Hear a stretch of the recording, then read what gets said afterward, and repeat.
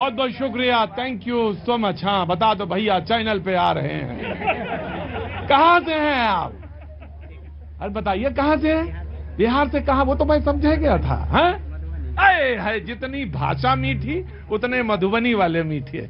बहुत बहुत शुक्रिया, थैंक यू सो मच। बातचीत के सिलसिले को शुरू करेंगे आज।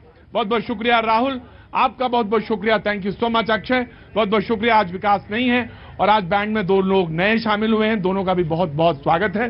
बातचीत के सिलसिले को जब जोड़ेंगे आगे तो आपसे भी बात करेंगे। वो तमाम सारे लोग जो आज शो में मौजूद हैं उनका बहुत बहुत स्वागत है। बाजी कैसे हैं आप? बढ़िया जी, शुक्रिया, थैंक यू सो मच। बातचीत शुरू करूंगा, बैठिए आराम से। पहले इत्मीनान के साथ ऑटो वाले भैया, आज का मुद्दा यह है कि आज बोलने वाले ज्यादा हैं इधर, लेकिन फिर भी मैं दो चार पांच लोगों से तो बगैर जब तक पूछ नहीं लेता तब तक मन मेरा भी नहीं भरता है। कहां से आना हुआ बाबूजी? बिहार से। वो तो मैं समझ ही गया था। बिहार में कहां से? राघोपुर। अरे तो आज तो कुछ जरूर बनता है बोलने का राघोपुर का। और राघोपुर ने बोला अगर तो फिर समझिए कोई नहीं बोला। तो कुछ आज ये जो एनडीए वर्सेस इंडिया हुआ है, इंडिया वर्सेस एनडीए हुआ है, तो इस पर कुछ बोलेंगे कि उधर भी बैठक चली है बेंगलोर में और इधर दिल्ली में चल रही, मोदी जी कुछ देर बाद बोलने वाले हैं। तो सब 24 की तैयारी है। राघोपुर की क्या बयानी है? राघोपुर की तैयारी है, इंडिया जीतेगा। इंडिया जीतेगा? इंडिया जीतेगा यानी विपक्ष? हाँ, विपक्ष चांस मिलना चाहिए, विपक्ष को मिलना चाहिए, सबको मिलना चाहिए। तो राघोपुर कॉन्स्टिट्यूएंसी से आप आए हैं और बिहार में जी, नहीं, आराम से वन बाई वन आराम से सबको बोलने का मैं मौका दूंगा जी, नाराज होने की जरूरत नहीं। और राघोपुर को बोलने का पूरा हक है, उसी तरह से जैसे समस्तीपुर को है, जमशेदपुर को है, सबको है। बेगूसराय, अरे बेगूसराय बगैर हम शो करेंगे कभी? मुझे मालूम था बेगूसराय बीच में आएगा, तो आज बिहार का ही है। मैं आ रहा हूं जी। जनाब बोलिए। मुद्दा सर आज का ये है, जो भी हो आपका मुद्दा, हाँ। लेकिन मेरे साथ जो प्रॉब्लम हुआ है समाज में, हाँ। मैं उसको थोड़ा सा जल्दी बोलिए। ये SC/ST वाला जो प्रॉब्लम चल रहा है, जिसको मैंने 6 कट्ठा जमीन दे करके बसाया, वही आज पूरे 1 बीघा पे कब्जा करना चाहता है गलत तरीके से। और कुछ बोलो तो SC/ST केस कर देंगे, फंस गए हम लोग, जेल चले गए। ये सिस्टम समाज में नहीं होना। ये बेमनस्ता छाया जा रहा है, बढ़ता जा रहा है। बाद में इसमें मर्डर होगा, मैं बता देता हूं आपको। नहीं, कैमरे पे बोल रहा हूं, बिल्कुल नहीं होना। नहीं, मैं बिल्कुल नहीं होना चाहिए। वैमनस्यता बढ़ रही है, ये बात आपकी मैं स्वीकार करता हूं, वैमनस्यता बढ़ी है। लेकिन ये जो भाव आता है, कभी कभी हमने 6 कट्टा जमीन देके उनको बसाया था, ये भी एक भाव जो है, ये भी भाव फ्यूडलिज्म का है, सामंत की ओर, सामंती व्यवस्था की ओर करता है। आपने शहर में काम किया, उन्होंने खेत पर काम किया बाबूजी, बुरा मत मानिएगा। उन्होंने खेतों पे काम किया, आपकी भूमि को बंजर होने से बचाया बाबूजी। आप हमको भारत से निकाल दीजिए, आप हमको भारत से निकाल दीजिए, आप हमको भारत से निकाल दीजिए। कोई हक नहीं दे रहे हैं आप हम लोग को, ये गलत बात है। ये सवाल है, बड़ा सवाल है कि मुझे भारत से निकाल दीजिए। नहीं, कैसे निकाल देंगे? बिल्कुल निकाल दीजिए। नहीं निकालेंगे, कैसे निकाल देंगे? 100 साल आपके अंग्रेज शासन किया, क्या उससे आप लड़ने जाते हैं इंग्लैंड में? नहीं ना जाते हैं, तो फिर हम फिर साथ ही नाइंसाफी क्यों? 3.5 बीघा तालाब में मैंने जमीन दिया, जबरदस्ती लोग कब्जा करना थे, क्यों करने दूं मैं? एक आंदोलन वो भी हुआ था जब भूमिहीनों को विनोबा भावे के कहने से जमीन दे दी गई थी। मैं ये नहीं कह रहा हूं कि बाबूजी अपनी जमीन दे दो आप, बड़ी महंगी जमीन होगी, कौन देने वाला है आज के जमाने में? हाँ जी, हाँ कितनी? 25 लाख रुपए कट्टा। और कितने हैं? अब ये तो ये बताना अच्छा नहीं लगता। तो जिसको जमीन दी थी, जिसने बंजर होने से जमीन को बचाया था, राइट उसका भी है कि नहीं है? नहीं बाबूजी, मैं कौन होता हूं? मैं तो सिर्फ प्रश्न खड़ा कर रहा हूं। आपके हक का पूरी वकालत करता हूं कि भाई किसी ने जमीन दी तो उसको लौटा देना चाहिए, या उसकी बंजर हुई जमीन का उसको भी थोड़ा मुआवजा मिलना चाहिए। मैंने तो बस ये बात कही। नाइंसाफी हो सकता है मेरी बात से लगती हो, लेकिन मैंने बात कही है। लेकिन वहां पर क्या हो रहा है, जो बोले वो मजेदार था। आपने जो बोला ना, वो बड़े मजेदार था। वहां इंडिया हो गया है एक, और एक एनडीए है, और एनडीए की चल रही लड़ाई। और 24 के लिए 26 लोग एक हुए हैं। 24 के लिए 26 लोग, यानी विपक्ष एक हुआ, पहले मैं विपक्ष पे फिर मैं इधर एनडीए पे आऊंगा। तो मोदी जी ने कहा है कि वो जो 26 एक हुए हैं उन दलों का हाल, उनका लेबल और माल जो है, तो हाल कुछ है, लेबल कुछ है और माल कुछ है।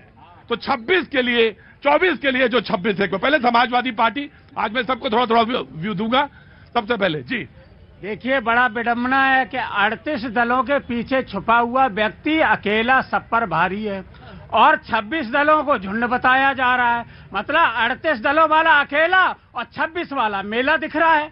कैसे लोग हैं और कैसी बात कर रहे हैं। और प्रधानमंत्री वही हैं जो भ्रष्टाचारियों के खिलाफ अभी बोल रहे थे, भोपाल में ही बोले थे। 4 दिन बाद उसी अजीत पवार को अपनी पार्टी में मुख्यमंत्री बना लिया अपनी सरकार में, और देखिए कौन सा प्लानिंग विभाग दे दिया और कह दिया कि अरे चाबी ले लो, वित्त मंत्री बन जाओ। भैया इससे ज्यादा और कुछ हो नहीं सकता है। 70,000 करोड़ का जिस पर घोटाले का आरोप लगा रहे थे, ये हैं दो चेहरे। खेल दरअसल ये है 24 का। मुस्कुराइए ना बाबूजी। 24 में किसके पास सत्ता आनी चाहिए, यही खेल चल रही है। जैसे में तो हैं कि बाहर हैं देश के? कहां बता रहे हैं? मैं इधर ही महाराष्ट्र। महाराष्ट्र में कहां से? नासिक। बताइए मैं आया अभी जी। कहां से आए बाबूजी? दिल्ली से। दिल्ली से। क्या नाम है आपका? गौरी शंकर। क्या लगता है आपको 24 के लिए? मोदी। अच्छा मैं पूछता हूं, 26 जो दल एक साथ हुए हैं वो क्यों नहीं? कांग्रेस के नेतृत्व में, या कहें कि अभी तो नेतृत्व तय नहीं है, तो 26 क्यों नहीं? दूल्हा नहीं है ना? दूल्हा नहीं है कोई। दूल्हा नहीं है, दूल्हा चाहिए। अरे तुम तो ऐसे हंस रहे हो टीका लगा के जैसे दूल्हा तुम ही हो। बनोगे दूल्हा? इन्हीं को बनने दो, इन्हीं को बनने दो। बोला इन्हीं को घोड़ी चढ़ने दो, पता चलेगा क्या होता है। तो जनाब अली, दूल्हा कौन बनेगा? बड़ा अच्छा बात आपने कहा, घोड़ी चढ़ने दो। इस देश में जो घोड़ी चढ़ने नहीं देना चाहते, आज वो दूल्हे तैयार हो रहे हैं इस देश में कि घोड़ी सब चढ़ेंगे। दलित, आदिवासी, मजदूर, गरीब और ओबीसी के जो समाज के लोग हैं, जिनके अधिकारों पर लगातार प्रहार करने का प्रयास वर्तमान सरकार और वर्तमान जो ये पूरी सत्ता प्रतिष्ठान है कर रही है, उस पर आज प्रहार है। देखिए ना, ठीक कहा इन्होंने, सबसे कहते थे सब पे भारी एक अकेला। क्या हुआ आज ऐसी हालत है कि इंडिया शब्द से इनको डर लग रहा है। भारत का विरोध करने वाले लोग आज भारत बोलने से डर रहे हैं, और भारत के कन्याकुमारी से कश्मीर और कच्छ से कोहिमा तक के लोग जहां बैठ करके देश के विकास के लिए काम करने की बात कर रहे हैं, उनसे इनको इतनी जलन हो गई है कि उनपे ये तर्रा रहे हैं, घबरा रहे हैं, भड़का रहे हैं और छटपटा रहे हैं। अरे रुकिए, कश्मीर में जाते थे कभी, ये 14 पहले, इनसे पूछिए ना, हिम्मत थी तुम्हारी जाने की वहां पर? ये जो जाते थे कभी कि राहुल गांधी जाते थे, ये बताओ ना, कहाँ आ जाऊं? अरे कश्मीर जाते थे। अरे रुकिए। हाँ जी बाबूजी। 14 के पहले आप ही की भाजपा की सरकार थी, उसके साथ मिल करके, जनता की बात छोड़िए, आपके लोग ही वहाँ जाते थे। सरकार किसके साथ थी? मुफ्ती के साथ। सरकारें तो आप लोगों ने मिल करके बनाया। अरे रुको। मुफ्ती के जड़ में माथा डाल के हमने उसे समाप्त कर दिया। आप मानते हैं इस बात को? कश्मीर में। और दूसरी बात, अभी कांग्रेस पार्टी के नेता ने कहा कि गरीब, दलित, अरे अब बताइए क्या राहुल गांधी गरीब है? सोनिया गांधी गरीब है? गरीबी का मतलब क्या जानती है कांग्रेस पार्टी? गरीब कर रहे हैं, दलित और गरीब के, दलितों के साथ अन्याय हिमाचल प्रदेश में हो रहा है। पहला सोने का सूट पहनने वाला आदमी बोलता है गरीब हो। मैं आया। आराम से। आज जो हमारी इस कुनबे में लोग जुड़े हैं, उनका मैं तारुफ करा दूं। अनुजा कपूर, एक मिनट। अनुजा कपूर बीजेपी का पक्ष रखने के लिए बहुत बहुत शुक्रिया। डॉक्टर अजय उपाध्याय कांग्रेस का पक्ष रखने के लिए, राघवेंद्र दुबे जी समाजवादी पार्टी का पक्ष रखने के लिए, अभिषेक तिवारी जी आम आदमी पार्टी का पक्ष रखने के लिए, रमेश कुमार जी बिहार उपाध्यक्ष हैं लोक जनशक्ति पार्टी, रामविलास जी से बहुत बहुत शुक्रिया, आपका बहुत बहुत स्वागत है। हाफिज गुलाम सरवर साहब प्रवक्ता AIUMM, हाफिज फजील अहमद, डॉक्टर फजील अहमद राजनीतिक विश्लेषक, बहुत बहुत शुक्रिया। Doctor S K. दत्ता साहब, राजनीतिक विश्लेषक, बहुत बहुत शुक्रिया, थैंक यू सो मच। और अमित जी, आपका भी बहुत बहुत शुक्रिया, thank you so much. 26 versus चाय वाला, 26 वर्सेस चाय वाला। चाय बेचता है, सम्मान नहीं बेचता, वो स्वाभिमानी है, स्वाभिमान नहीं बेचता, अपने स्वार्थ के लिए खानदान नहीं बेचता, और हुजूर आपकी तरह वो हिंदुस्तान नहीं बेचता। आराम से, आराम से, I will give you chance. Of course, आपका जी जनाब अली, कहां से आना हुआ? बागी बलिया है? लीजिए साहब, बागी बलिया से आगे आइए, आगे आइए, आइए। पत्नी के साथ आए हैं? नमस्ते। मतलब हमने गलत तो नहीं पूछ लिया? अच्छा ठीक, बोलिए। हाँ जी, बोलिए, क्या बोल रहे थे? मैं जय श्री राम बोल रहा था। जय श्री राम जी आया, ऑफकोर्स, जी आराम से, आराम से। ओम प्रकाश राजभर को ले लिया, जो कह रहे थे कि मोदी झूठा नंबर 1 है, योगी झूठा नंबर 2 है, उनके साथ गिड़गिड़ा करके उनको ले लिया, और ये कह रहे हैं कि सम्मान नहीं बेचो। और कैसे सम्मान बेचोगे? चिराग पासवान, जिनका चिराग खुद ही, चिराग पासवान जिनका चिराग जलने से पहले उनके चाचा ने ही बुझा दिया, उनको लिए। अखिलेश यादव जी से बोलिए, कम से कम अपने दम पर 10 वोट तो लाके दिखा दे, 10 वोट तो लाके दिखा दे। अरे कम्युनिस्ट पार्टी की तरह दर दर ठोकरे खा रहे हैं। 2019 के अंदर सुपड़ा साफ हो गया इनका। मैं लेता हूँ। दत्ता जी, आपका बहुत बहुत स्वागत है। इसके दत्ता साहब, बहुत बहुत शुक्रिया, थैंक यू सो मच। आम आदमी पार्टी एक अकेला अब थकेला पड़ गया है। अरे सर रुकिए हुजूर अली, हाँ पोल खोल देना तुम। एक अकेला प्रतीक भाई थकेला हो गया है। एक बोलते थे कि हम अकेले हैं, आज एक अकेले को 38 दलों का गठबंधन करना पड़ा और ढूंढ करके लाए हैं। उस राजनीतिक पार्टी का आप भी नहीं जानते, उसका मैं डेटा बताता हूँ। 8 राजनीतिक पार्टी जिनका न कोई विधायक है, न कोई पार्षद है, सांसद है, 9 ऐसे लोग हैं जिनमें केवल 1 MP है। आज इंडिया वर्सेस एनडीए। इंडिया का मतलब क्या है?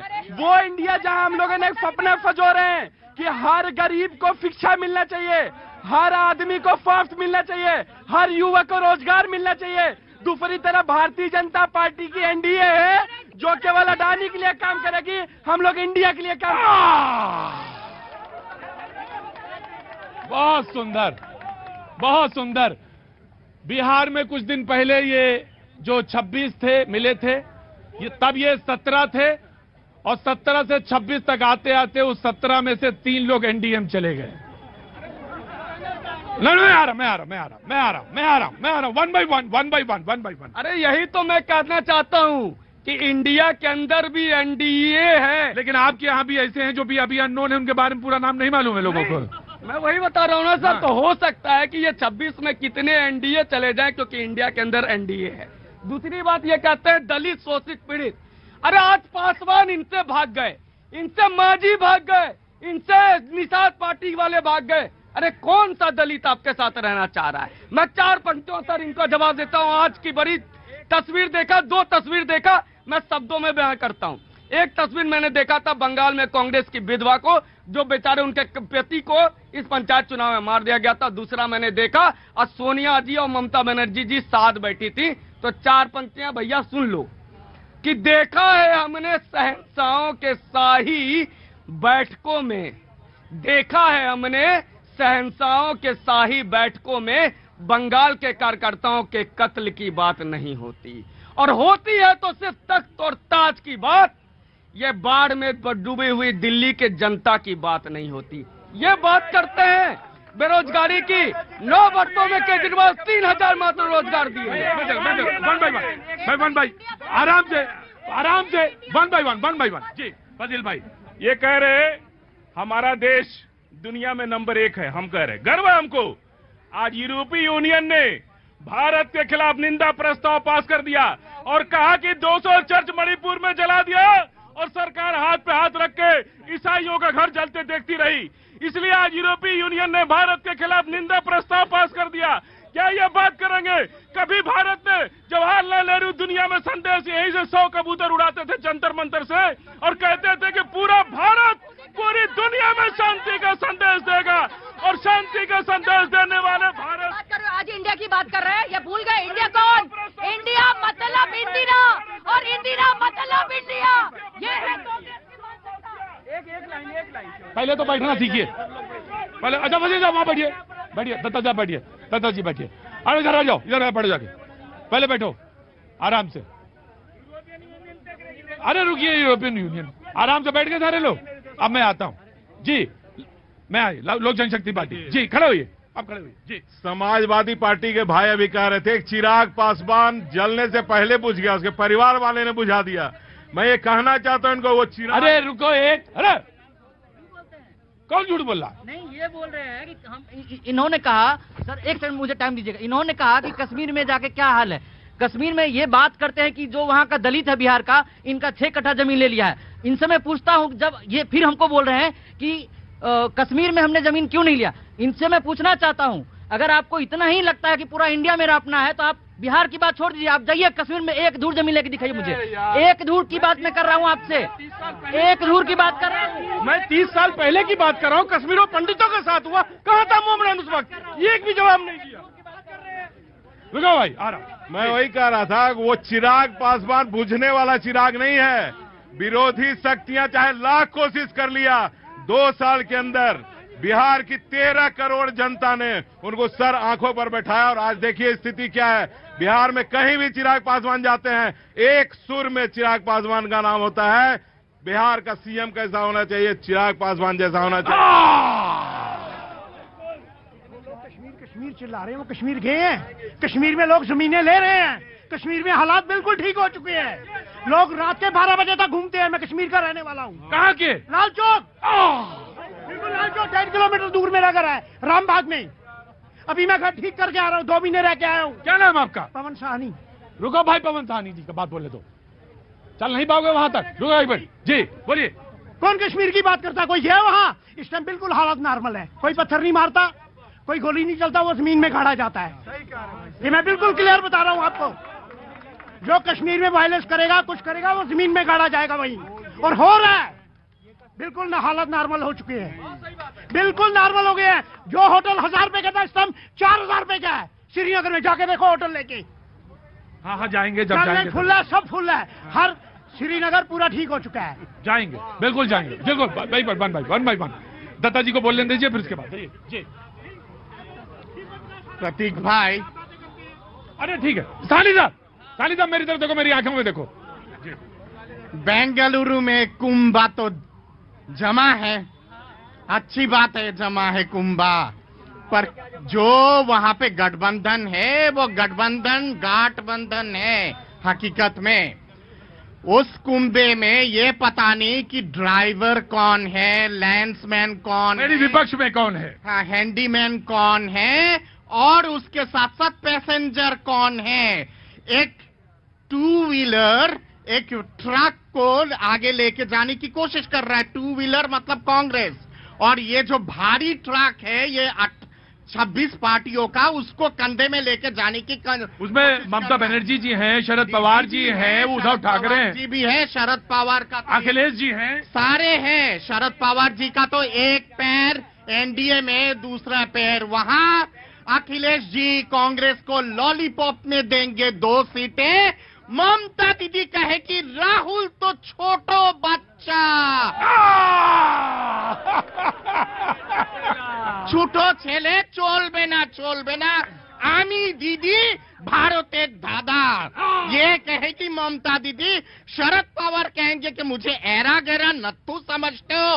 60 साल की राजनीति, प्रधानमंत्री के सिंहासन 32 की कुर्सी में अगर किसी का हक है, तो इस इंडिया से जो इन लोगों ने बनाया नया नाम, उस पे केवल शरद पवार का हक है। नीतीश बाबू कहेंगे कि मैं तो छुप छुप के राजनीति करता हूँ, कभी इधर कभी उधर कभी इधर।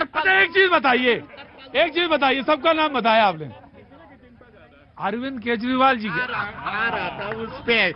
अरविंद केजरीवाल जी तो कहेंगे, यमुना माँ मेरा बेड़ा पार लगा।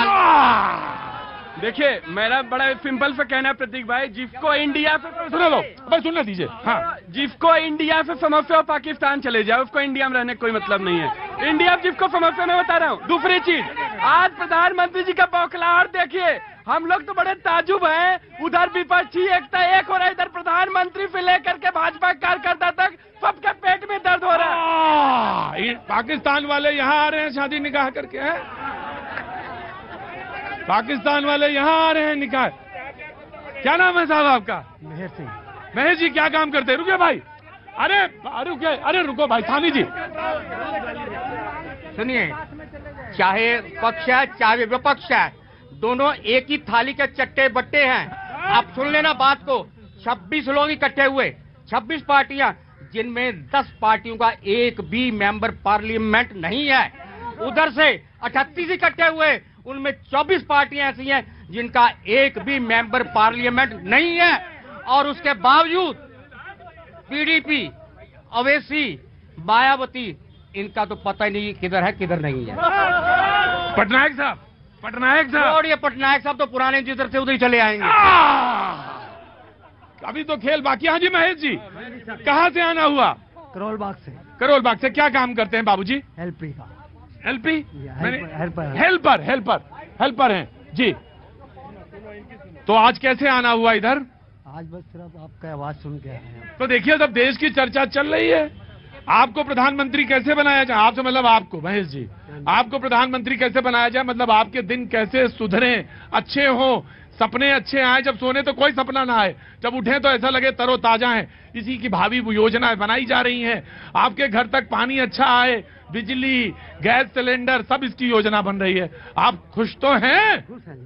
खुश है बिल्कुल। खुश हैं बिल्कुल। हे महेश जी, तो 24 में क्या होगा? 24 में आएंगे मोदी जी।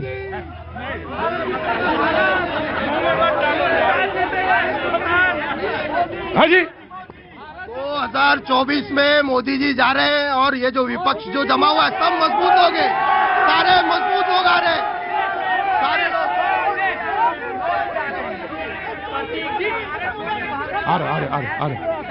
अरे एक मिनट, पैनल में बोला ना। छोड़कर जा रहा वो तो। अरे रुको। हाँ जी, देखिए ना, रह गए, बाकी सब हो गए। आज हमने भी 26 लोग जोड़े थे। नहीं, सबसे बड़ी बात है। रुको भाई, बाबूजी आप बहुत हैंडसम आदमी हैं, देवानंद की तरह जी।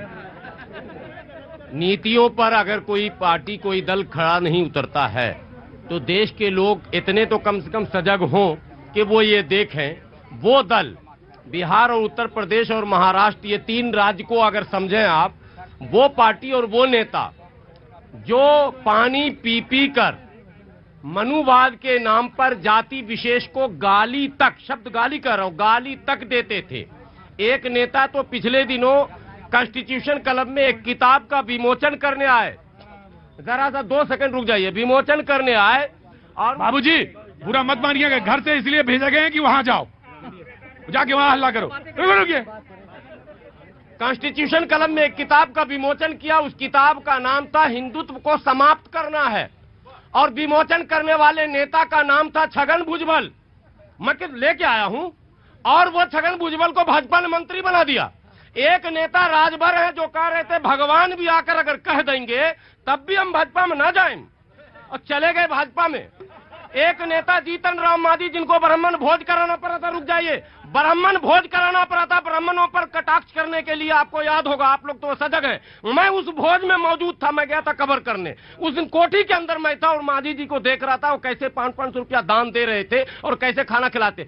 वैसे वैसे लोगों का आपने जो कुंभा जमा कर लिया। और अभी हमारे महाशय कटाक्ष कर रहे थे चिराग जी का। चिराग जी को अगर नैतिकता 1 पैसे का भी होता तो एनडीए में क्यों जाते? जिस एनडीए ने स्वर्गीय रामविलास पासवान को जलील करके खाली करवा दिया, फोटो रोड पर फेंक दिया, तमाम तस्वीरें रोड पर फेंक दी, बंगला खाली करा दिया, आप लोग का कोई नैतिकता है या नहीं है? देखिए, नैतिकता की बात नहीं है, आदरणीय चिराग पासवान जी उस कोठी को, रामविलास पासवान जी के रामविलास पासवान जी जब मंत्री थे तो उनका कोठी अलॉट हुआ था। चिराग पासवान जी एलिजिबल नहीं थे, स्वेच्छा से उन्होंने खाली। मौलाना सब कुछ देखा, लेकिन एक फोटो नहीं देखी आपने। कुछ लोग वहां पे 26 में ऐसे बैठे थे जो पानी पी के वहां पे गाली देते थे कि ये भ्रष्टाचारी हैं, और उन्हीं के बगल में तो पूरी बात कहो मौलाना, वरना समझो दोनों आंखें हैं आपकी, दोनों पूरी बात बोला करो। कह रहा हूं देश को एक नया विकल्प देश को चाहिए। अब ये दोनों मैं कह रहा हूं, आप एक तरफ कहते हैं मर जाऊंगा, ये नहीं करूंगा, मिट्टी में मिल जाऊंगा, मिलूंगा नहीं, फिर मिल भी जाते हैं जी। अब ये बात कह रहे हैं मर जाऊंगा मिट्टी, अरे भाई एनडीए ने थोड़ी ना जा के बुलाया है, एनडीए की आइडियोलॉजी है। अब वो आइडियोलॉजी है, किसी को पसंद है, किसी को नहीं पसंद है। अब हम क्या करें? अब लोग कहते हैं कि हम आपके साथ जुड़ना चाहते हैं। अब ये लोग बेचारे, इनके पास कोई ऑप्शन नहीं है, क्योंकि ये लोग तो एनडीए में ज्वाइन हो नहीं सकते, तो इनको इंडिया में जाना पड़ रहा है। बड़ा प्यारा कुनबा बना है, भाई को भाई से लड़ाना, चाचा को भतीजे से लड़ाना, ये इस कुनबे की सबसे बड़ी विशेषता है। और माँ को बेटी से लड़ाना अपना दल, अब भाई भतीजे को लड़ाना अजीत को।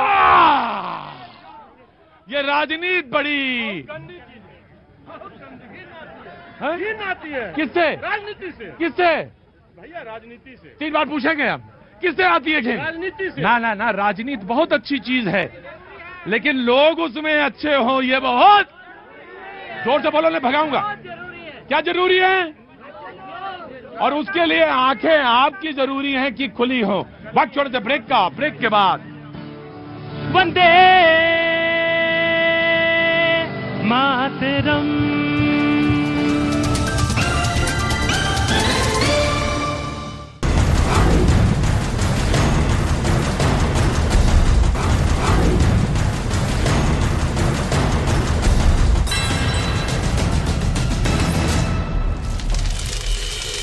अभियान चलाया जा रहा है। ये इमारत घनी आबादी के बीच बनी थी, जिसके गिरने के बाद राहत और बचाव कार्य के लिए टीम पहुंची और मलबे से 9 शव बरामद किए गए। इस दौरान मौके पर कई एम्बुलेंस भी पहुंची। हालांकि इमारत गिरने के बाद आसपास के लोगों का तांता लगने से यातायात प्रभावित हो रहा था, जिसे सुचारू रूप से चलाने के साथ साथ इलाके में सुरक्षा बल को तैनात किया गया, जो कि गश्त करते हुए नजर आए। वहीं खबर ईरान से, जहां पर राजधानी तेहरान की सड़कों पर एक बार फिर से पुलिस लौट आई है, जो कि महिलाओं के हिजाब पहनने पर नजर रखती है। दरअसल ईरान में एक बार फिर महिलाओं को हिजाब पहनने के लिए ईरानी अधिकारियों ने मुहिम शुरू की है। करीब 10 महीने पहले 22 साल की महसा अमीन की मौत के बाद पूरे ईरान में जबरदस्त हिंसा और प्रदर्शन हुए थे, जिसके बाद ईरान की सड़कों से नैतिकता पुलिस को हटा दिया गया था। लेकिन एक बार फिर ईरान में महिलाओं के लिए हिजाब पहनना जरूरी कर दिया गया है।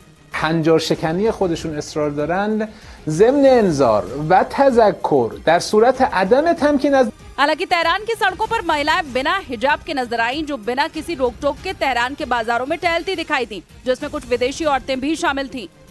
पर रूस की सरकार से ज्यादा वहां के सोशल मीडिया पर इस मामले से जुड़े एक से एक सनसनीखेज दावे किए गए। सोशल मीडिया प्लेटफॉर्म टेलीग्राम पर रूस से चलने वाले कुछ चैनलों ने दावा किया कि कर्ज ब्रिज को बम ब्लास्ट करके उड़ाने की कोशिश की गई।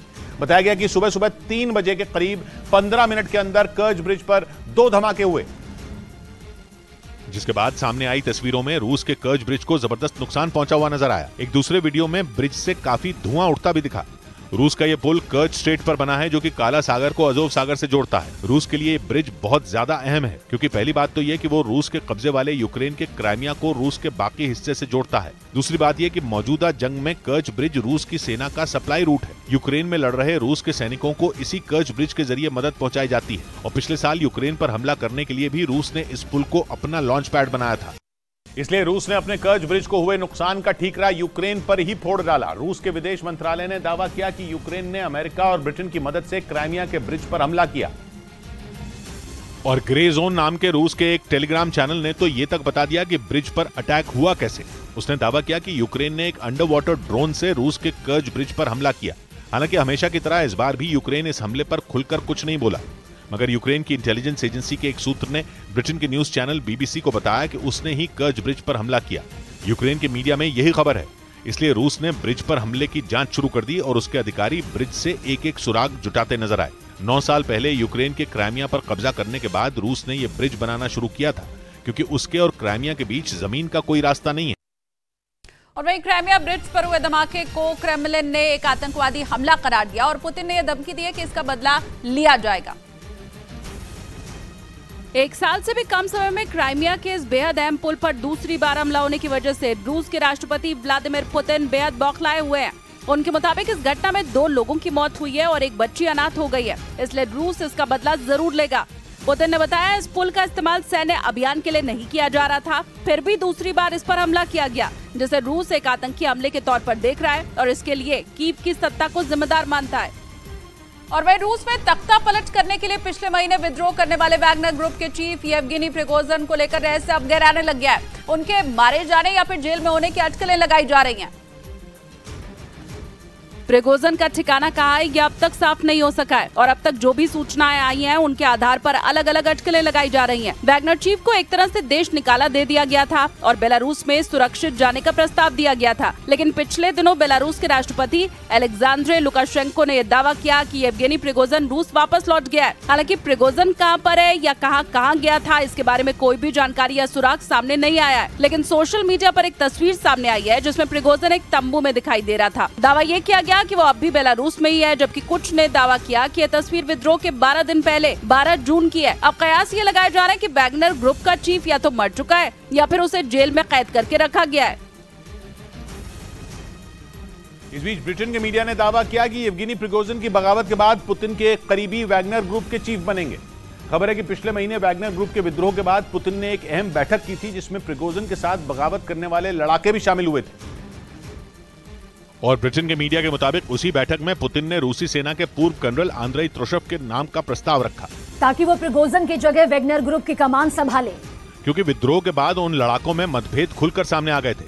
खबर है कि रूसी सेना के पूर्व कर्नल त्रोशेव वैगनर ग्रुप को बनाने वालों में भी शामिल थे और पुतिन को उन पर इसलिए भी सबसे ज्यादा भरोसा है क्योंकि सीरिया में रूस के सभी ऑपरेशन की कमान उन्होंने ही संभाली थी। खबर है कि पुतिन ने लड़ाकों को यह भरोसा दिया कि उनका सिर्फ लीडर ही बदलेगा और उस नए चीफ की अगुवाई में वो यूक्रेन में जंग जारी रखेंगे। प्रधानमंत्री नरेंद्र मोदी के अमेरिका के दौरे के बाद भारत से चुराई गई 105 कलाकृतियां वापस कर दी गई हैं। भारतीय राजदूत तरनजीत सिंह संधू की उपस्थिति में भारत को अमेरिका ने 105 अनमोल कलाकृतियां सौंपी हैं, जिन्हें बहुत जल्द भारत ले आया जाएगा।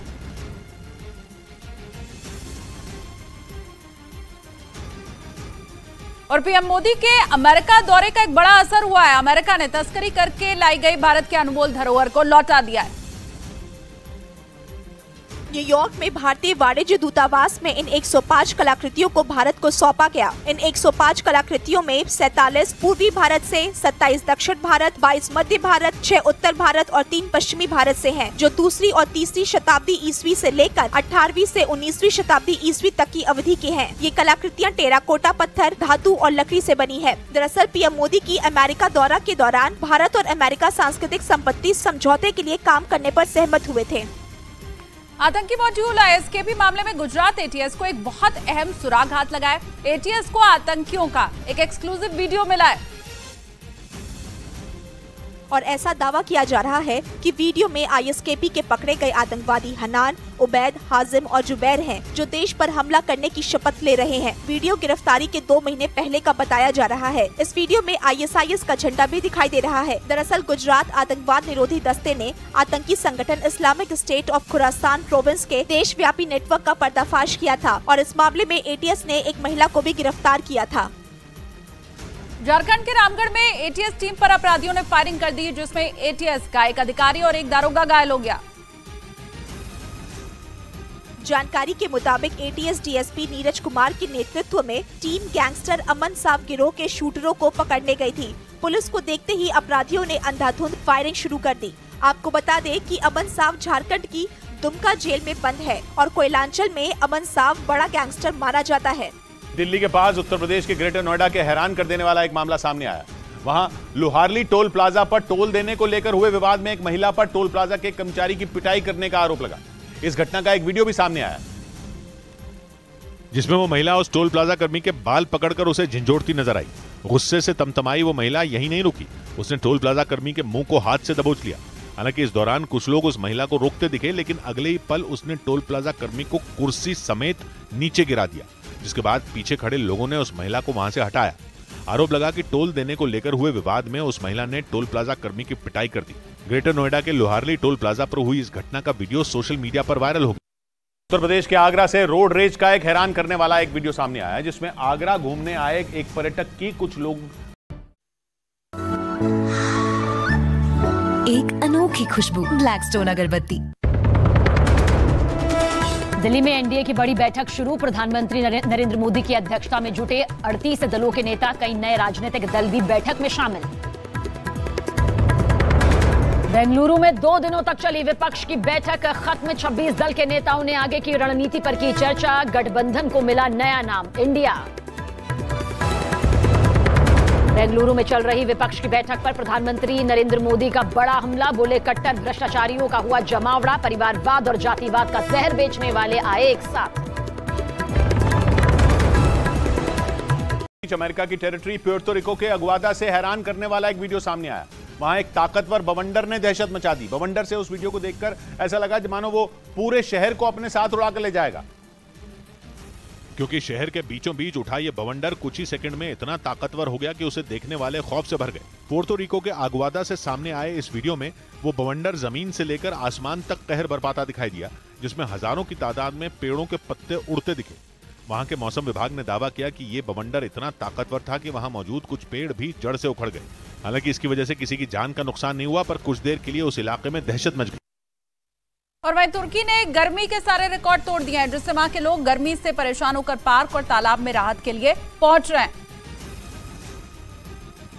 ऐसी तस्वीरें तुर्की के दक्षिण शहर दियारबकीर से आई हैं, जहां सोमवार को बच्चे आर्टिफिशियल लेक में ठंडक लेने पहुंचे थे, क्योंकि शहर में दोपहर में तापमान 20% नमी के साथ 40 डिग्री सेल्सियस के करीब पहुंच गया था। यही वजह है कि चेतावनी के संकेत के बावजूद दियारबकीर में बच्चे तालाब में कूदते नजर आए। ऐसा लग रहा है मानो ये आर्टिफिशियल लेक एक वाटर पार्क में तब्दील हो गई है। वैसे विश्व मौसम विज्ञान संगठन ने भूमध्य सागर के करीब लू के तेज होने का अनुमान जताया है और अगस्त महीने में लू के जारी रहने की चेतावनी जारी की है।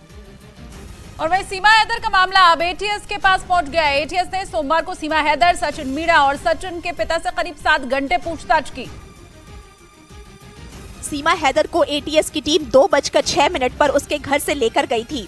तकरीबन 1 घंटे बाद यानी 3:15 पर एटीएस के दफ्तर में सीमा हैदर, सचिन मीणा और सचिन के पिता से पूछताछ शुरू हुई। सूत्रों के मुताबिक शुरुआती पूछताछ में सीमा हैदर से उसके पाकिस्तान से दुबई होते हुए नेपाल और नेपाल से काठमांडू तक के पूरे रूट पर सवाल किए गए। इसके अलावा सूत्रों के मुताबिक उससे उसके मोबाइल फोन, कॉल्स और उसके पहले पति गुलाम हैदर के बारे में पूछताछ हुई। सूत्रों के मुताबिक उससे उसके बच्चों और उसके पासपोर्ट को भी लेकर सवाल किए गए। इतना ही नहीं, सूत्रों के मुताबिक सीमा हैदर के पूरे परिवार के लोगों से जुड़ी जानकारी, मसलन उसके माता पिता, भाई बहन के बारे में भी बात हुई। दरअसल एटीएस की पूछताछ का मकसद यही था कि वो ये जान सके कि सीमा हैदर कैसे पाकिस्तान से 4 बच्चों को लेकर अवैध तरीके से हिंदुस्तान पहुंच गई और खुफिया एजेंसियों को भनक तक नहीं लगी।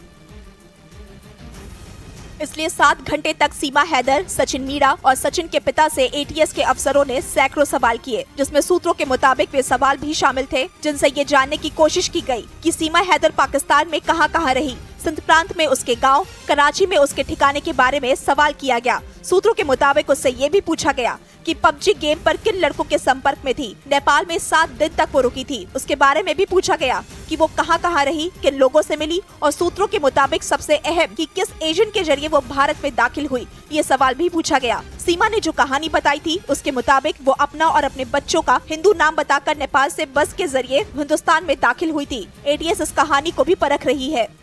सूत्रों के मुताबिक पाकिस्तान से आई सीमा हैदर के अलग अलग बयानों की वजह से यूपी पुलिस का शक उन पर गहरा गया। इसी वजह से एक रोज पहले नोएडा पुलिस ने भी उनसे 1 घंटे तक पूछताछ की। भारत में अवैध तरीके से दाखिल होने के आरोप में 4 जुलाई को पुलिस ने सीमा और उनकी मदद के आरोप में सचिन को गिरफ्तार किया था, लेकिन बाद में दोनों को कोर्ट से जमानत मिल गई, जिसके बाद से सीमा हैदर दिल्ली के नजदीक ग्रेटर नोएडा के रबुपुरा इलाके में सचिन के घर पर रह रही हैं। इस दौरान सोशल मीडिया और मीडिया के कैमरों के सामने सीमा हैदर ने कई बयान दिए और सूत्रों का दावा है कि पुलिस को उनके बयानों में विरोधाभास नजर आने लगा। इसी वजह से रविवार को नोएडा पुलिस रबुपुरा में सचिन और सीमा हैदर से पूछताछ करने पहुंच गई। सूत्रों के मुताबिक पुलिस के आने के बाद सचिन के घर वालों ने दरवाजा नहीं खोला, हालांकि बाद में पुलिस ने दरवाजा खुलवाया और फिर करीब 1 घंटे तक सचिन और सीमा हैदर से पूछताछ की। ये पूछताछ उन बिंदुओं पर थी जिन पर पुलिस को शक था। पाकिस्तान से भारत आई सीमा हैदर के बाद अब बांग्लादेश की जूली का मामला सामने आया। बताया गया कि वो भी सीमा की तरह ही अपनी 11 साल की बेटी को लेकर प्यार के लिए बांग्लादेश से भारत आ गई और यूपी के मुरादाबाद में रहने वाले अजय नाम के एक आदमी से शादी कर ली। अजय की मां के मुताबिक उनका बेटा जूली से व्हाट्सएप पर बात करता था और करीब 1 साल पहले जूली अपनी बेटी के साथ उनके घर आ गई, जिसके बाद उसने हिंदू धर्म अपनाकर अजय से शादी भी कर ली। अजय की मां ने आरोप लगाया कि शादी के कुछ ही दिनों बाद जूली अजय को लेकर बांग्लादेश चली गई, जिसके बाद अजय ने फोन कर उन्हें बताया कि वो 15-20 दिन में आ जाएगा, लेकिन वो नहीं आया और एक दिन उनके फोन पर उसकी खून से लथपथ फोटो आई। फोटो में सिर फटे हुई है, खून ही खून हो रहे। उसके बाद फोन बंद गई, ना कोई फोन लग रहा है ना कोई आ रहे। जिसके बाद उसकी मां ने पुलिस में इसकी शिकायत की और उनके बेटे को बांग्लादेश से वापस लाने की गुहार लगाई। पाकिस्तान में मंदिरों को निशाना बनाने का दौर लगातार जारी है। सिंध प्रांत में मंदिर पर हमला डकैतों के हमले के बाद कराची में एक प्राचीन मंदिर को बुलडोजर से गिरा दिया गया। मरी माता मंदिर कराची के सोल्जर इलाके में था, जो करीब 150 साल पुराना बताया जा रहा है। लोगों का कहना है कि मंदिर को रात में उस वक्त गिराया गया जब इलाके में बिजली नहीं थी। मंदिर की दीवार और मुख्य दरवाजे को छोड़कर अंदर की पूरी संरचना को तहस नहस कर दिया गया। ऐसा दावा किया जा रहा है कि व्यावसायिक इस्तेमाल के लिए मंदिर की जमीन को 7 करोड़ रुपए में बेचा गया था, जिसे गिराने के दौरान पुलिस के मौजूद होने की बात भी सामने आई। ये मंदिर करीब 500 वर्ग गज में बना हुआ था और मंदिर का प्रबंधन कराची का मद्रासी हिंदू समुदाय देखता था। वहीं पाकिस्तान के मीडिया ने दावा किया कि वहां की सरकार कर्ज कम करने के लिए इस्लामाबाद एयरपोर्ट को ठेके पर दे देगी। दावा किया गया कि कंगाली से जूझ रहे पाकिस्तान की स्थिति इतनी खराब हो गई कि वो अपने हवाई अड्डों का खर्च भी नहीं उठा पा रहा, जिसकी वजह से पाकिस्तान ने इस्लामाबाद एयरपोर्ट को ठेके पर देने का प्लान बनाया, जिसके लिए शहबाज सरकार ने एक टीम भी बना दी जो विदेशी कंपनियों से बात करेगी, क्योंकि पैसे की कमी की वजह से सरकार इस्लामाबाद एयरपोर्ट का खर्चा नहीं उठा पा रही और उसके ठप होने का खतरा मंडराने लगा। पाकिस्तान की मीडिया ने दावा किया कि शहबाज सरकार ने इस्लामाबाद एयरपोर्ट को ठेके पर देने की तैयारी कर ली ताकि एयरपोर्ट का संचालन हो सके और सरकार को भी कुछ फायदा मिल सके। दावा तो यह भी किया गया कि एयरपोर्ट को ठेके पर देने के फैसले के पीछे आर्थिक संकट में फंसे देशों को कर्ज देने वाली संस्था IMF की वो शर्तें हैं जिन्हें पाकिस्तान को नया कर्ज देते समय IMF के अफसरों ने शहबाज सरकार के सामने रखा था।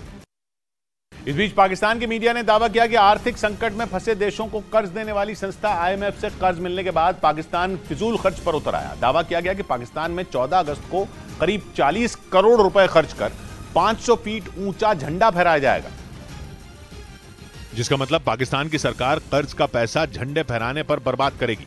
कंगाल पाकिस्तान को IMF ने बड़ी राहत देते हुए $300 करोड़ यानी भारतीय रुपयों में करीब 25,000 करोड़ देने का ऐलान किया। ये कर्ज वैसे तो पाकिस्तान की जनता के लिए होगा, लेकिन पाकिस्तान की आदत कर्ज लेकर भी पीने वाली है। पाकिस्तान के मीडिया के मुताबिक वहां के पंजाब प्रांत की सरकार ने ऐलान किया कि 14 अगस्त को वहां का स्वतंत्रता दिवस मनाने के दौरान 500 फीट का झंडा फहराया जाएगा, जिसकी लागत करीब 40 करोड़ पाकिस्तानी रुपए होगी। यानी IMF से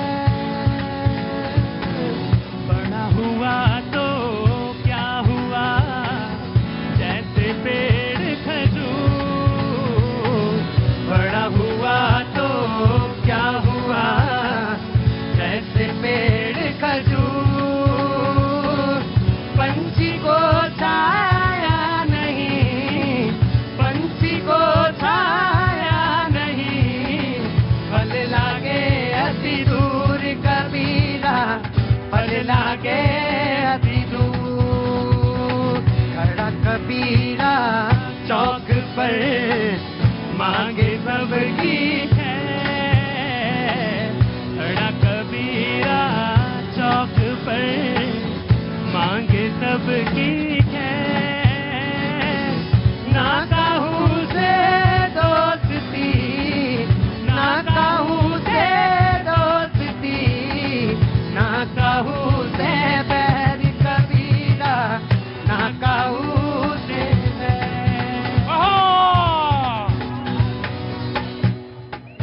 बहुत बहुत शुक्रिया, थैंक यू सो मच।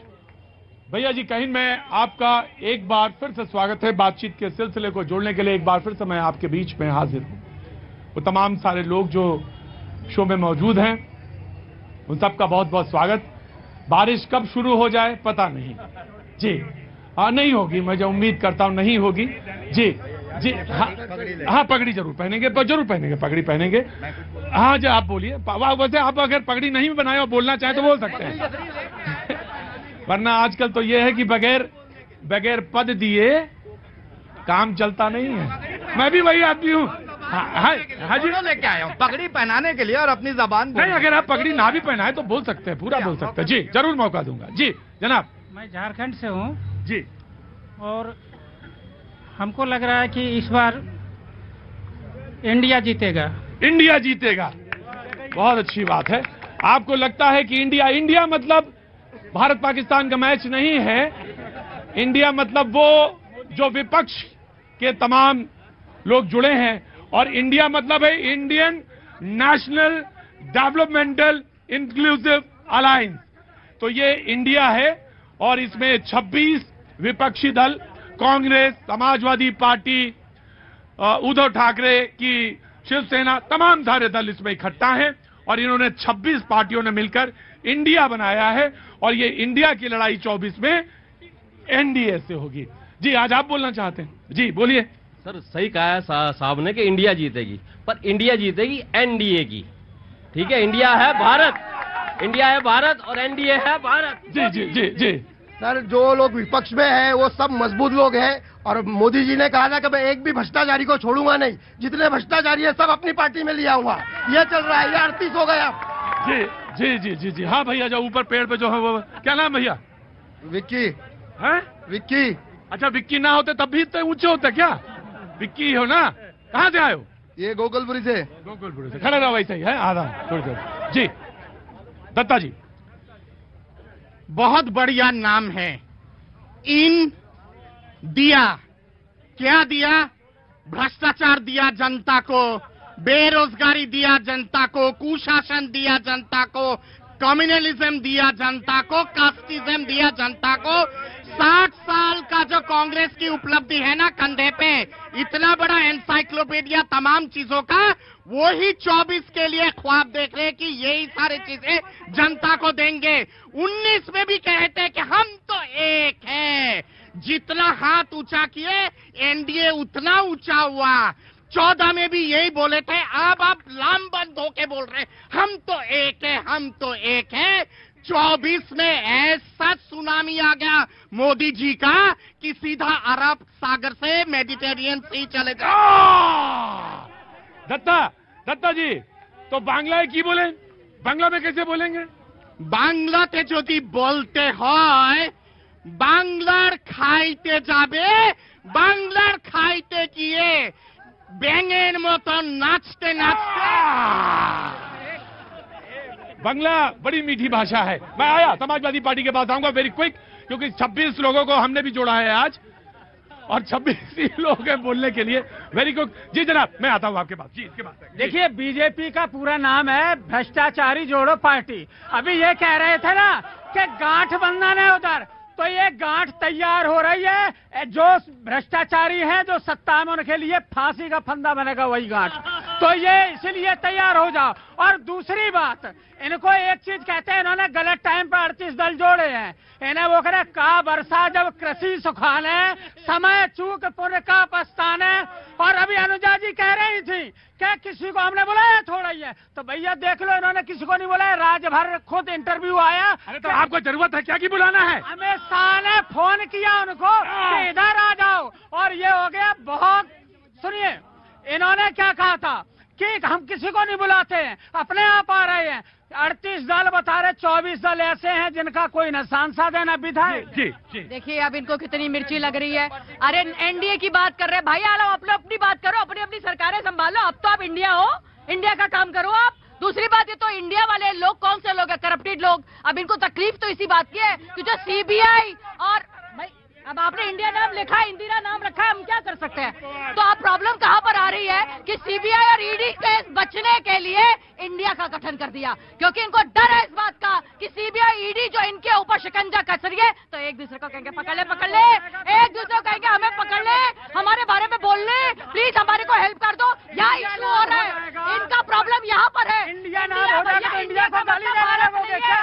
अब भारत से मायने बदलते हैं, इनके लिए बदलना भी चाहिए, क्योंकि आरएसएस ने 52 साल तक झंडे ही नहीं लहराया। समाजवादी पार्टी यूपी के जी जनाब कांग्रेस इसमें मैं किसी के नहीं बोलता हूं, मैं आशा करूंगा।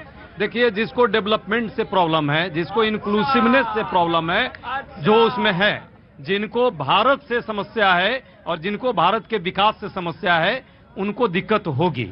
गला कुचलों का सूख रहा है और परेशान हैं इससे, क्योंकि डरे हुए हैं और डर होना जरूरी है। ये देश के हित में इन लोगों को डरना पड़ेगा, क्योंकि देश में 9 साल से विकास के नाम पे जिस तरह देश के लोगों को धोखा दिया, युवाओं को धोखा दिया, बेरोजगारी की मार दी, महंगाई की मार दी, शिक्षा और स्वास्थ्य से देश को दूर रखा, आज इनको ये दर्द है। देखिए कैसे चिल्ला रहे हैं। मैं आओ आ गया। कहां से आना हुआ? मुरादाबाद यूपी से। मुरादाबाद यूपी से आ गया हो?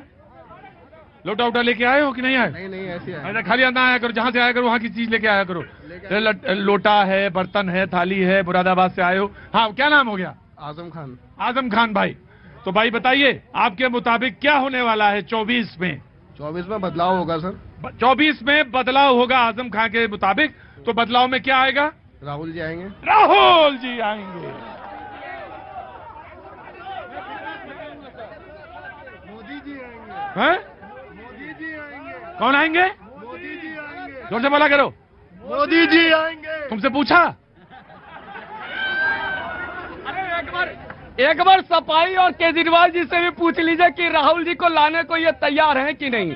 और ये विकास की बात करते हैं। एक एम्स 70 वर्षों तक बना के रखे, आज 16 एम्स है। 40 मिनट में मेरठ जाते थे, जाने लगे हैं मोदी राज में। और सर ये एक एम्स जो था आज तक, एक 3 लाइन की लघु कथा सुनिए। एक राजा था, अपने जन्मदिन पे उसने कहा कि सारे कैदियों को छोड़ दो। सारे कैदी छोड़ दिए गए। एक बेचारा बूढ़ा आदमी बाहर निकल रहा था।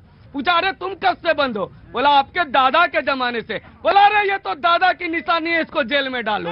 इसीलिए आज ये कांग्रेस से एक एम्स बना के रखे थे, नेहरू जी का नाम आना चाहिए एम्स में। इसरो नहीं, देखो, कहानी तुम्हारी अच्छी है। किसी और प्रसंग में इसको हम भी सुनाएंगे, जब इस्तेमाल करना होगा तो या अस्त्र और शस्त्र की तरह इस्तेमाल करेंगे। लेकिन नेहरू जी के बाद नहीं, नेहरू जी का देश के निर्माण में कंट्रीब्यूशन है। नेहरू जी ने बहुत कंट्रीब्यूशन किया। इन्होंने नेहरू जी का नाम रखने के लिए देश की जनता को एक दूसरा एम्स नहीं दिया। किसी ने कहा राहुल जी, तो किसी ने कहा शरद पवार, किसी ने कहा स्टैलिन, किसी ने कहा ममता बनर्जी, किसी ने कहा नीतीश कुमार। अब यहाँ पे बात ये आती है कि ये तमाम जितने सारे बुजुर्ग हैं ना उस कुंभे में, वो सब कहेंगे कि छोटा बच्चा को अमूल का चॉकलेट दे दो और खुश कर दो।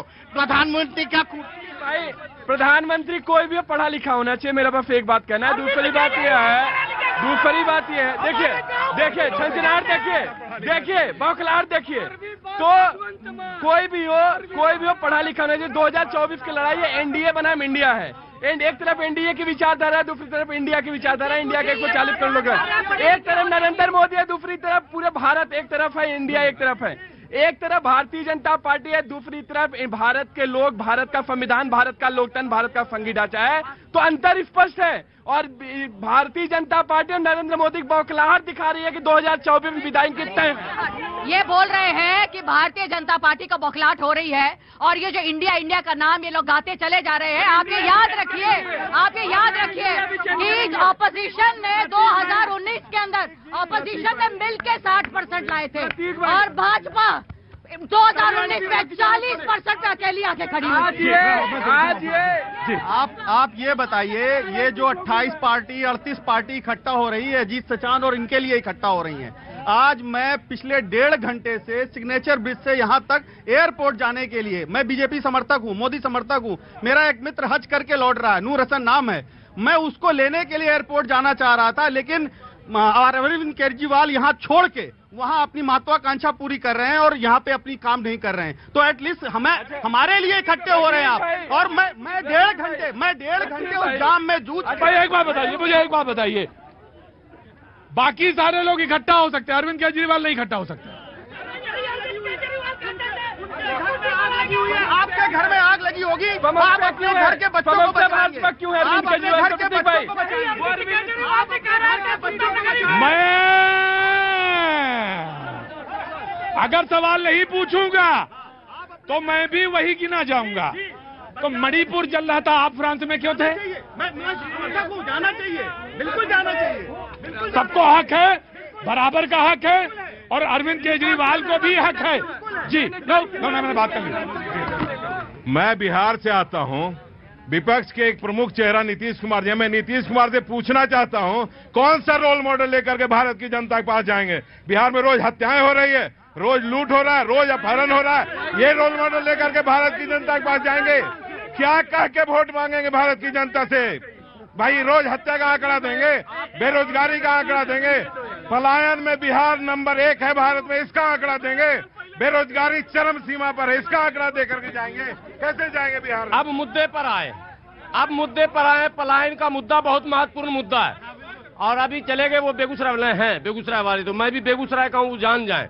बेगूसराय का आदमी जल्दी नहीं जाता है। हाँ, तो मैं भी बेगूसराय का हूँ, बाद में मिल लूंगा। बेगूसराय का आदमी जल्दी नहीं जाता है। मुद्दे इनके जो है, जब चिराग पासवान जी ने कहा था बिहार फर्स्ट और बिहारी फर्स्ट, तो संघर्ष उनको करना चाहिए या खुदुर बुदुर कभी इधर कभी उधर? यही परेशानी। अब इंडिया नाम रख के, एक सेकंड, इंडिया नाम रखकर कैसे मैंने एनडीए को घेरने का इसमें प्लान किसी ने दिमाग तो लगाया है, बड़ा अच्छा नाम रखा, कैसे बोलोगे इंडिया के विरोध में? लेकिन इंडिया में एक पाकिस्तान परस्त भी नजर आ रही है। तो कहती थी भारत का, वो महबूबा मुफ्ती कहती थी, क्या कहती थी मेरे देशवासियों, कि 370 हटाओगे तो तुम्हारे तिरंगे को कोई कंधा देने वाला नहीं मिलेगा। उसी महबूबा मुफ्ती के साथ ये इंडिया तो धोखेबाज लोग हैं जिन्होंने भारत की जड़ों में ऐसा भ्रष्टाचार किया कि उसको कहते हैं कि जो तिरंगा हटाएगा। इन्हीं के मंत्री है नितिन गडकरी। नितिन गडकरी जी ने कई बार कहा कि भारत सरकार बहुत अमीर है लेकिन भारतीय गरीब है। देंगे जवाब ये? जी मैं आया, बिल्कुल। कहाँ से हैं बेटा? सर बिहार से। कितना हल्ला मचता है यहाँ पे ना? सर बिहार से ज्यादा हो रहा है। नहीं बिहार से, इनको देख लो, महीना भर बाद आए भले जैसे हल्ला। रुको चुपचाप जी। कोई ना कोई तो आएगा, कोई ना कोई आएगा सर। लेकिन मेन मुद्दा ये है सर, स्टूडेंट के लिए मोदी जी क्या किए? मेरा सवाल उन दीदी से है, क्योंकि सत्ता में वही है, सत्ता की मतलब वही बोल रहे हैं। सर एग्रीकल्चर के लिए क्या किए? एग्रीकल्चर का हाल 2013 में था, 40 रुपए डीजल था और 265 रुपए शुगर के केन का दाम था। आज शुगर केन का दाम 360 रुपए हुए और डीजल का दाम दुगुना हो गया। 310 315